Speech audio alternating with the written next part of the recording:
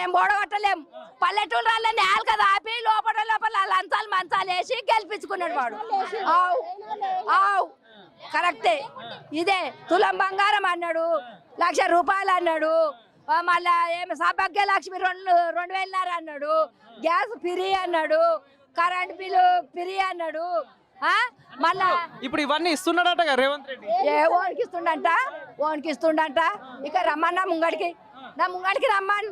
వాడన్న బతకాలి, నేనన్న బతకాలి. ఆ సావరికి కూడా సిద్ధంగా ఉన్నా. వాడు వచ్చిన నేను వచ్చిన పబ్లిక్ సావరు. పబ్లిక్ వచ్చినావు నేనా ఆడికి వెళ్ళి వచ్చిన, ఆడ బతుకుంటే ఆడికే వచ్చిన. ఏ నియోజకవర్గం? పలికెళ్ళి వచ్చిన, కూకుడు పలికెళ్ళి వచ్చిన. ఏ నియోజకవర్గం అంటున్నా? నాదా మా ఎమ్మెల్యేని తీసేసారు, మాధవరం కృష్ణరావు. కుకట్పల్లి ఎట్లా ఉంది మరి పరిస్థితి? మా పరిస్థితి మా కూకుడుపల్లిలే బాగుంది. మా కూకుడుపల్లికి అడుగు పెట్టమని అన్ని కూకుడుపల్లికి అడుగు పెట్టమాను ఇట్లా గిట్ల మడిమే గిట్ల గిట్ల పెట్టమాను. తొక్కుతాము, ఆడేసి తొక్కుతాము. BJP office ఇట్లేసి తొక్కుతాము. బతకనియం. మహిళలకి ఫ్రీ బస్ ఇచ్చిందట. ఫ్రీ బస్ లో ఒక ఫ్రీ బస్ కొట్టుకొని సావానికి మళ్ళీ కాలేజీల అమ్మాయిలు 10 సార్లు తిరగానికి, మళ్ళీ కాలేజీల అమ్మాయిలు ఈడికి రా ఆడికి రాని మొగోడు ఫోన్ చేస్తే పోకడా మొగోళ్ళ నిండబోయి ఇండ్లల్లో వండబెట్టి ఆడోళ్ళు రాజాలే లాలే. మొగోళ్ళకేమో మొలతాడు కట్టుకోలేరు, వాళ్ళకు మొగోళ్ళకి పిరి బస్ లేదు. వాళ్ళు ఓటు వేయలేరు కదా, ఆయనకి వాళ్ళు ఓటు వేయలేరు. ఆడోళ్ళే వేసిర్రు, ఆడోళ్ళతోనే వచ్చిండు వాడు కదా. మొగోళ్ళు ఓట్లు వేయలేదు. మొగోళ్ళ టికెట్ ఎందుకు కట్టిండు? సిగ్గులేదా వానికి? సిగ్గులేదా? పెడితే అందరు పెట్టండి ఉండే, లేకపోతే తీసేయాలి. ఎవడు పెట్టమన్నాడు వాడిని? కరెక్టా అది అబద్ధమా చెప్పురి? అదే మరి మీకు టికెట్ పెట్టిండు, మాకు ఫ్రీ ఎందుకు పెట్టిండు అంటే మేము ఆడోళ్ళమేనా వచ్చినామా? ఆయనకి మేము ఆడోళ్ళమేనా వచ్చినామా? ఆడోళ్ళతోనే వెళ్తాడు ఆడు. మొగోళ్ళు పనికి రారా? అయితే ఈసారి మీరు మొగోళ్ళు ఓట్లు వేయకుండానికి ఆడోళ్ళతోనే వేయించుకోమని. ఆడు సరిగా మొగోడు అయితే ఆడోళ్ళతోనే ఓట్లు వేయించుకోమని. ఫ్రీ బస్ పెట్టిండు కదా, తులం బంగారం పెట్టిండు కదా, 1,00,000 రూపాయలు ఇచ్చిండు కదా. ఇది అదే ఎట్లా మెరుస్తుంది రేవంత్ రెడ్డి ఇచ్చింది ఇదే. జగ జగ జగ జగ మెరుస్తున్నది. ఇప్పుడు ఈ ఫ్రీ కరెంటు 500 గ్యాస్ సంగతి అదే లక్షల మందిలో 10 మందికి అయింది అంతే. ఒకటి హైదరాబాద్ లో చుట్టుపక్కల నియోజకవర్గాలలో డబల్ బెడ్రూమ్ ఇచ్చినా అంటా నిజమేనా?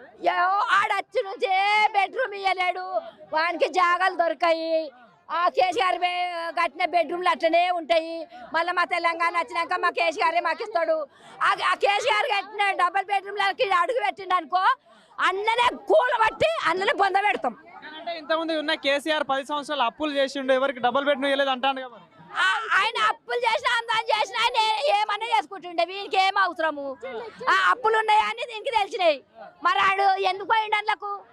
అప్పులు ఉన్నాయని నీకు తెలుసు, నువ్వు నా దగ్గరికి ఎందుకు వచ్చినావు? ఆమెకే పుట్టే అప్పులు ఉన్నాయి, ఆమె దగ్గర పోతే 10 రూపాయలు ఉంటాయని నీకు ఉంటుందా? తెలంగాణ ప్రజలు ఆయన ముఖ్యమంత్రి పదవి ఇచ్చిలుగా మరి ఎవరు? మా పెద్దలు ఇచ్చిర్రంటే ఇగో ఎప్పటికైనా కానీ 2 ఉంటేనే నడుస్తాయి. ఒక్కదాంతో నడిస్తే ఇక అది చెల్లని కథ అవుతుంది. ఇప్పుడు నువ్వు నేను మాట్లాడతాం కానీ అది పార్టీలు పెట్టకపోతే కుదరదు కదా బిడ్డ. మళ్ళీ ఓట్లు వస్తాయి ఎట్లాగో ఇంకో 3 సంవత్సరాలు. మళ్ళీ ఇప్పుడు జిహెచ్ఎంసీ ఓట్లు ఉంటాయి. మరి ఏంది మరి ఒకేలా మళ్ళీ కాంగ్రెసేనా? ఇప్పుడు మేము టీఆర్ఎస్కే ఇస్తాం. టీఆర్ఎస్ఏ వస్తుంది. తొడగొట్టి చెప్తున్నా, టీఆర్ఎస్ఏ వస్తుంది. టీఆర్ఎస్ఏ ఇక తొడగొట్టి చెప్తున్నా, టీఆర్ఎస్ఏ. కవితక్క కొత్త పార్టీ పెడుతుంది మరి ఎట్లా? ఏ పార్టీ పెట్టినా మా ఎండ్లకే వస్తుంది. కొత్త పార్టీ పెట్టినా మా ఎండ్లకే వస్తుంది. మరి కేసీఆర్ ఏమో కాళేశ్వరంలో అవినీతి చేసిండని కేసులు పెడతాను కదా. మరి ఏం కేసులు? ఎందుకు కేసులు పెడుతున్నాడు? ఇసుకమైన పనులు చేస్తుండనే, ఆయన మీద కేసులు పెడుతుండు. మంచి పనులు చేస్తే ఎవరు పెట్టరు. నువ్వు మంచి పని చేస్తే, ఇప్పుడు నువ్వు మంచి పని చేసినావు, పలాం పిల్లగాడు మంచిగా చేస్తుండ్రు రా బిడ్డ అని తోలుకుపోతాం. పలాం పిల్లగాడు మంచిగా చేస్తుండ్రు రా బిడ్డ అని తోలుకుపోతాం. మరి ఆయన మీద ఎట్లా పెడతాం? ఎందుకు పిలుస్తాం? ఇంకా కాంగ్రెస్ పాలన నచ్చుతుందా? మాకు నచ్చలేదు. కాంగ్రెస్ వస్తే కాలిపోయినట్టే. కాంగ్రెస్ వచ్చిందంటే కాలిపోయినట్టే. అస్తం చూపించిండు, గస్తం పెట్టిండు. ఆడ అస్తం కోటేయద్దు అని కష్టాలు పెట్టు. చివరకు ఒక ప్రశ్న అడుగుతా. 6 గ్యారెంటీలు ప్రజాపాలన, 6 గ్యారెంటీలో మేము చాలా వరకు ఆ పథకాలు ఇస్తున్నామని ఒక పక్క మాట్లాడుతున్నారు. ఎమ్మెల్యేలు, మంత్రులు అందరు ఇస్తా ఉన్నారు. మరి మీరు నిజంగా మహిళలు అంటే విని ఒక నిమిషం, మీరే కదా తీసుకున్న పథకాలు, మరి నిజంగా పథకాలు అనేవి అందుతున్నాయి? అసలు ఏం చెప్తారు? ఏ పథకం లేదు మాకు, ఏ పథకం లేదు. ఉన్న పథకాలకే మొగలే కట్టిన పుస్తలు అమ్ముకొని కట్టమంటుండు వాడు. 2 లక్షల రుణమాఫీ చేసిన అన్నాడు, మళ్ళీ పుస్తలు అమ్ముకొని కట్టమంటుడు. పుస్తలు అమ్ముకొని కట్టమంటున్నాడు. అయితే మొగడిని అమ్ముకొని కట్టాలనికి రుణమాఫీ. అన్యాయం అవుతుంది కొంత. మరి కాదా? అయితే నువ్వు నీ పెళ్ళామని చేసుకున్నావు, నువ్వు అప్పు తెచ్చుకున్నావు, నువ్వు కట్టలేవు. అయితే నేను నమ్ముకొని నీ పెళ్ళాము అప్పు కట్టాలన్నమాట. ఇదేనా తెలివానికి? తెలివి ఉందా ఏమన్నా? తెలివి ఉండే రాజకీయం వెళ్తుండా? రాజకీయంలో దిగిండా? నేను జీవితంలో బస్ ఎక్కనట్టు మాట్లాడుతున్నారు. ఆడోళ్ళు కండక్టర్లు ఉన్నా కూడా అదే మాట మాట్లాడుతున్నారు. ఒక ఇంతకుముందు డబ్బులు కట్టి పోయినప్పుడు ఎట్లుండే, ఇప్పుడు ఫ్రీగా పోతే డబ్బులు కట్టిపోయినప్పుడు ప్రశాంతంగా మా డబ్బులు కట్టినా మేము సీట్లో కూర్చుంటామని. ఇప్పుడు ధైర్యంగా ఇప్పుడు దొబ్బితే పోవాలి, ఈడు దొబ్బితే పోవాలి, ఆడ దొబ్బితే పోవాలి. నడు నడు నడు అంటారు. అప్పుడు వచ్చినట్టు బస్సులు వస్తున్నాయి ఇప్పుడు మంచిగా. నేను 24 గంటలు బస్సులో పోతాను. బిడ్డ ఇప్పుడు వచ్చినట్టు రానికే చూస్తారు కదా. అప్పుడు అంటే ఇప్పుడు తక్కువ బస్సులు, అప్పుడు మంచిగా ఉండే. బస్సులు తగ్గినాయి, బస్సులు తగ్గినాయి. అంతా యూత్ పిల్లలు కలిపి వేసినందుకే రేవంత్ రెడ్డి వచ్చిండు. యూత్ లేకపోతే యూత్కి ఏం సక్క చేసిండు.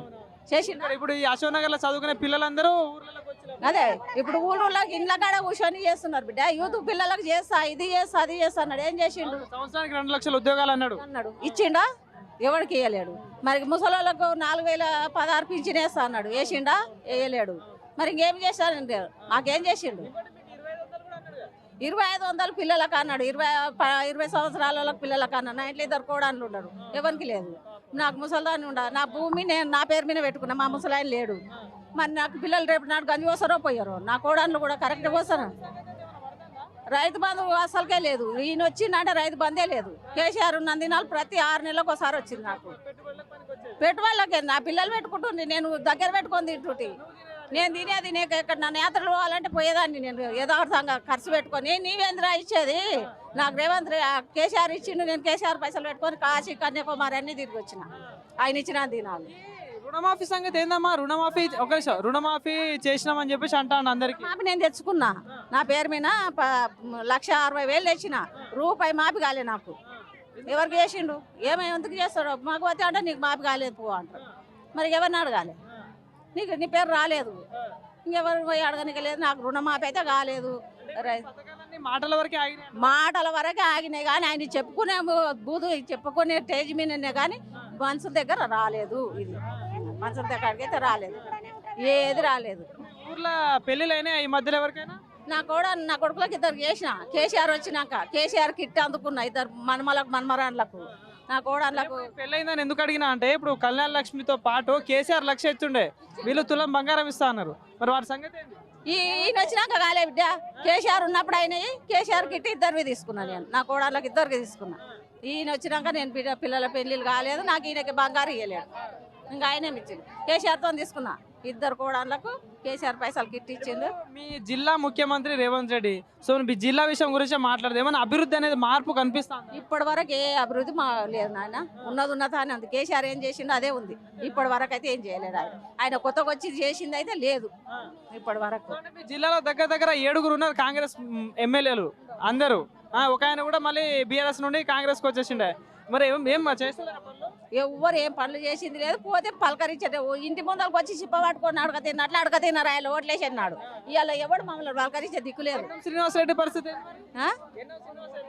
ఏ శ్రీనివాసరెడ్డిది అంతే ఉంది, అంతే ఉంది. ఎవ్వరు మాకు చేసింది ఏం లేదు. మళ్ళీ ఓట్లు వస్తాయి, మళ్ళీ కాంగ్రెస్ వస్తుంది, బీజేపీ వస్తుంది, కాంగ్రెస్ ముగ్గురు, బీఆర్ఎస్ 3 పార్టీలు వచ్చి మళ్ళీ హామీలు చెప్తారు. ఇక మళ్ళీ ఇప్పుడు సరిపోయినాయి మళ్ళీ చెప్తారు. మరి ఈసారి ఎవరు నమ్ముతారు? మరి నమ్ముతారా? నేను నమ్మబోళ్ళు రాకపోని నేను కేసీఆర్ని నమ్ముతా. వాళ్ళు ఎవరైనా రాని, కేసీఆర్ గెలవకపోని నేను కేసీఆర్ కొట్టేస్తాను. నాకు చేసిండు కాబట్టి నాకు తింటున్నా కాబట్టి నాకు అభివృద్ధి ఉంది. సంవత్సరాల్లో ఎంతో అంత అయితే వచ్చింది. వచ్చింది నాకు కేసీఆర్ వచ్చినాక నేను నాకు చెందింది కాబట్టి నేను మాట్లాడుతున్నా సో విశ్వాసం అయితే ఉంది. ఉంది విశ్వాసం ఉంది. Right. కానీ రేవంత్ రెడ్డి లేదంటావా?